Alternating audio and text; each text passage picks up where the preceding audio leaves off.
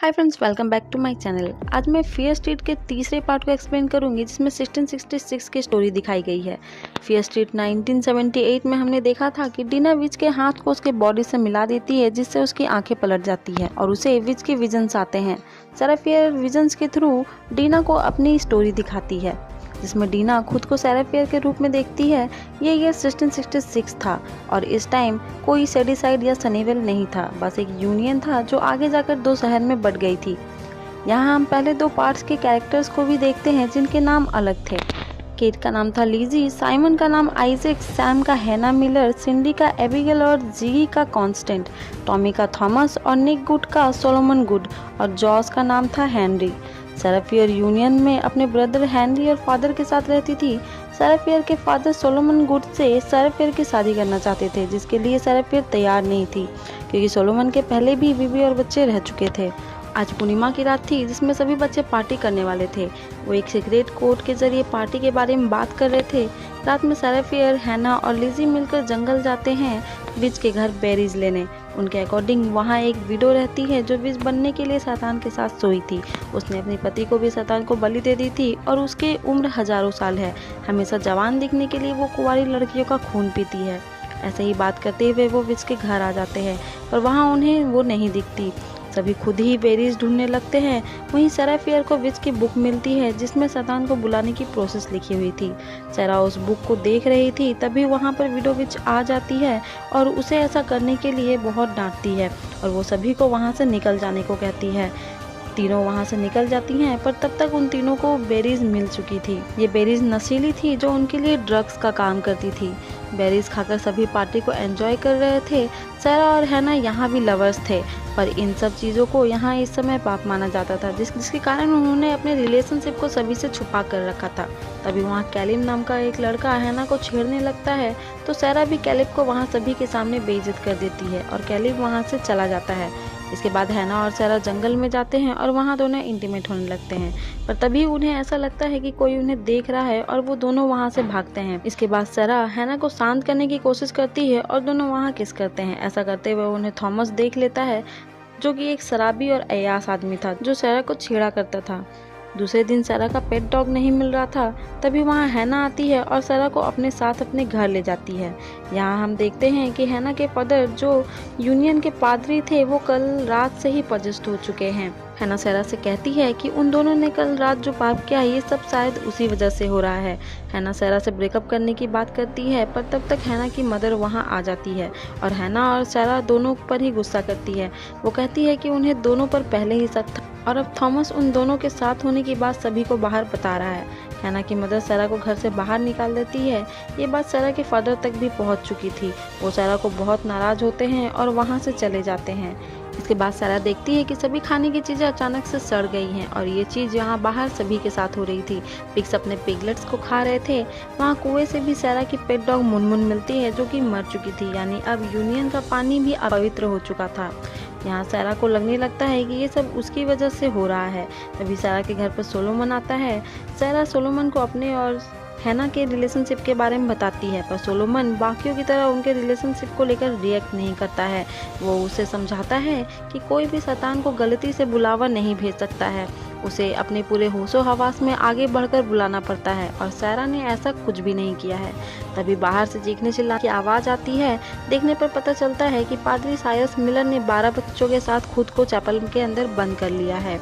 Solomon तुरंत ही दरवाज़ा तोड़कर अंदर जाता है पर तब तक बहुत देर हो चुकी थी। पादरी ने सभी बच्चों को उनकी आंखें निकालकर मार डाला था और उसने अपनी आंखें भी निकाल ली थी। वो सारा पर भी हमला करने वाला था पर सोलोमन उसे मार देता है।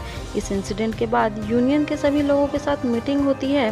वो सभी ऐसा मान रहे थे कि ये सब जरूर किसी विच का काम है जिसे उन्हें पकड़ना होगा।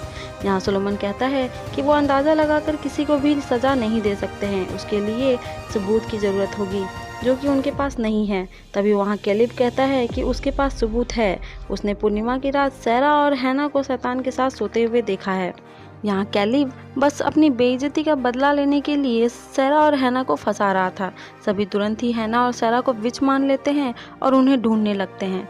सैरा और हैना जो वहीं छुपकर उनकी बातें सुन रही थी वो तुरंत वहां से भागने लगती हैं, पर हैना पकड़ी जाती है। सभी हैना को बंदी बना लेते हैं ताकि सुबह होते ही उन्हें फांसी दे सके। वो सभी सैरा को भी ढूंढ रहे थे।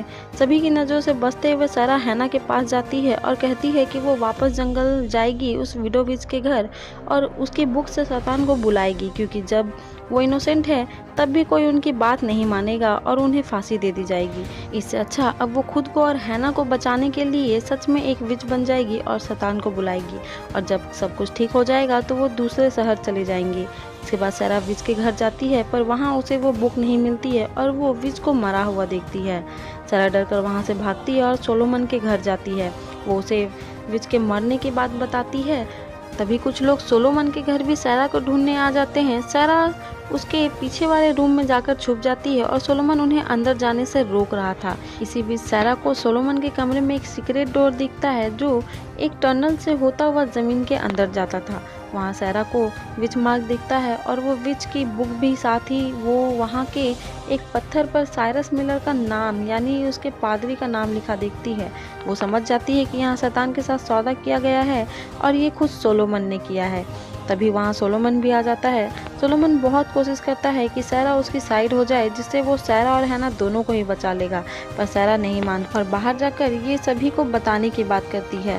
सैरा सोलोमन से बचकर भागने की कोशिश करती है। इसी दौरान एक्सीडेंटली उसका हाथ भी कट जाता है, पर वो किसी तरह वहाँ से बाहर निकलती है। वो रास्ता मीटिंग हॉल से निकलता है। सैरा किसी को कुछ बताती इससे पहले ही सोलोमन वहाँ आ जाता है और सैरा को डायन कर सभी के सामने ले जाता है। सैरा जानती थी कि यहाँ अब उसकी बात कोई भी नहीं सुनेगा और हैना भी बेकार में मारी जाएगी, इसलिए वो एक्सेप्ट कर लेती है कि वो एक विच है और उसी ने सब कुछ किया है। पर इसमें हैना की कोई भी गलती नहीं है, वो विच नहीं है, उसने बस हैना को बहका दिया था। इसके बाद हैना को छोड़ दिया जाता है और सैरा को फांसी दे दी जाती है। फांसी से पहले सैरा सोलोमन से कहती है कि वो अपना बदला ज़रूर लेगी। सैरा मारी जाती है और उसी पेड़ के नीचे उसे दफना दिया जाता है। पर थोड़ी ही देर बाद सभी के जाने के बाद सैरा के दोस्त उसे दूसरी जगह पर दफना देते हैं और पहले वाले गड्ढे में एक पत्थर पर द विच फॉरएवर लाइव्स लिखकर दफना देते हैं, जिसे हमने पार्ट 2 में देखा था, जहां सिंडी और जिगी को पेड़ के नीचे विच की बॉडी की जगह पत्थर मिली थी। यहाँ हम समझ पाते हैं कि सैरा फियर कोई विच नहीं थी, वो बस एक विक्टिम थी। शेडीसाइड में सालों से जो श्राप था उसकी वजह गुड फैमिली थी, यानी गुड फैमिली में शैतान के साथ सौदा करना पुश्तों से चली आ रही थी। सोलोमन निक गुड का ही पूर्वज था। वो शैतान के साथ सौदा करते और उसे शेडीसाइड के किसी एक इंसान का नाम दे देते जो किलर बन जाता और कई लोगों की जान ले लेता था। यानी अब भी शेडीसाइड में जो किलर्स द्वारा मर्डर्स किए जा रहे थे उनके पीछे निक गुड था। सैरा फियर की आत्मा न्याय आती थी, जिसके कारण हर वो इंसान जिसका खून सैरा फियर के बॉडी के पार्ट पर गिरता उसे वो विजन्स दिखाती थी, जिससे उन्हें सच्चाई का पता चले। और किलर्स उन्हें मार देना चाहते थे क्योंकि शैतान नहीं चाहता था कि उसके और गुड फैमिली के सौदे के बारे में किसी और को भी पता चले। वो शैतान के साथ सौदा करते और उसे शेडीसाइड के किसी भी एक इंसान का नाम देते, जिससे शैतान प्रदिष्ट करके किलर बना देता और वो किलर कई लोगों की जान ले लेते थे, जिसके बदले गुड फैमिली की तरक्की होती और उसके साथ उसके शहर सनीवेल की भी। इसके बाद सीन प्रेजेंट में यानी 1994 में शिफ्ट होता है। लीना अपने विजन से वापस लौटती है तो अब वो समझ चुकी थी कि इन सभी के पीछे सालों से गुड फैमिली थी। उसी समय वहाँ से निक गुड गुजर रहा था जो जॉस को देखकर वहाँ रुक जाता है। वो जॉस से डीना के बारे में पूछता है, तभी वहाँ डीना आती है और जॉस को लेकर भागती है। निक गुड को भी शक हो जाता है कि शायद से डीना को उसके बारे में कुछ पता चल चुका है। वो भी जंगलों में डीना को ढूंढता है, पर डीना और जॉस निक को चकमा देकर उसी के कार में वहाँ से भाग जाते हैं। वो सीधा सीब अमन के पास जाते हैं और उसे सब कुछ बता देते हैं। सीब अमन कहती है कि उसने निक को कॉल करके बुला लिया है क्योंकि उसे लगा कि वो उनकी हेल्प करेगा। अब वो सभी समझ जाते हैं कि इस श्राप को खत्म करने के लिए उन्हें निक गुड को मारना पड़ेगा। यहाँ वो मार्टिन की हेल्प लेते हैं, जिसे जॉस ने मूवी के पहले पार्ट में पुलिस स्टेशन से भागने में हेल्प की थी। उन सभी का प्लान था कि वो डीना के खून को निक गुड पर डाल देंगे, जिससे सभी किलर्स निक गुड को ही मार देंगे और उसके मरते ही श्राप खुद ही खत्म हो जाएगा। तभी वहाँ पुलिस वाले आ जाते हैं जिन्हें किलर्स मार देते हैं, पर वो सभी डीना के खून से जाल बिछाकर किलर्स को कैद कर देते हैं। यहाँ किलर्स डीना के पीछे इसलिए थे क्योंकि सैरा फियर ने विजन्स में डीना को सारी सच्चाई बता दी थी, इसलिए डीना का मरना जरूरी था, वरना शैतान और गुड फैमिली के बीच सालों से हो रहे सौदे का राज बाहर आ जाता। इसके बाद सीब अमन निक गुड को कॉल कर मॉल में बुलाती है। उसके आते ही सभी निक पर डीना का खून डाल देते हैं और किलर्स को छोड़ देते हैं, जिससे किलर्स निक गुड पर अटैक कर देते हैं। तभी निक सी बर्मन को पकड़ लेता है, जिससे सी बर्मन के कपड़ों में भी डीना का खून लग जाता है और किलर्स उस पर भी अटैक करने लगते हैं। पर सी बर्मन को बचाने के लिए डीना अपना हाथ काट लेती है, जिससे किलर्स डीना के पीछे जाने लगते हैं। पर जॉस मार्टिन और सी बर्मन मिलकर उन किलर्स पर ही डीना का खून डाल देते हैं, जिससे वो एक दूसरे को मार देते हैं।